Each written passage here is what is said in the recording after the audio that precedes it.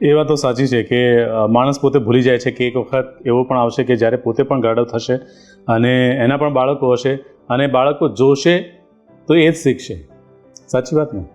એટલે જે મા બાપ કે જેમના બાળકો નાના છે અને જેમના ઘરે પોતાના મા બાપ છે, એ લોકોએ પોતાના વર્તનને કેવી રીતે વર્તવું જોઈએ જેથી કરીને એમના બાળકો એ ના શીખે. મતલબ આજે લોકો લાખો કરોડો રૂપિયા ખર્ચીને મોટા મોટા મેનેજમેન્ટ ઇન્સ્ટિટ્યૂટમાં જાય છે. આજના યુવાનોમાં આ એક ખૂબ મોટો ક્રેઝ છે, ગાનપણ છે. 10મું કે 12મું ધોરણ પાસ કરે એટલે મારે અમેરિકા જવું છે, મારે કેનેડા જવું છે, કે મારે ફલાણી દેશમાં જવું છે, મારે ત્યાં જ જવું છે. અરે મિત્રો, તમારા ઘરમાં જ આખા વિશ્વનો અનુભવનો નિચોડ છે, એ શીખો ને પહેલાં. ત્યાં તો તમે જશો એ લોકો શું શીખવાડશે તમને? ચોપડિયું જ્ઞાન. આ લોકોએ જે જિંદગી પોતાની કાઢી નાખી, આજે કંઈક કેટલા અનુભવ હશે.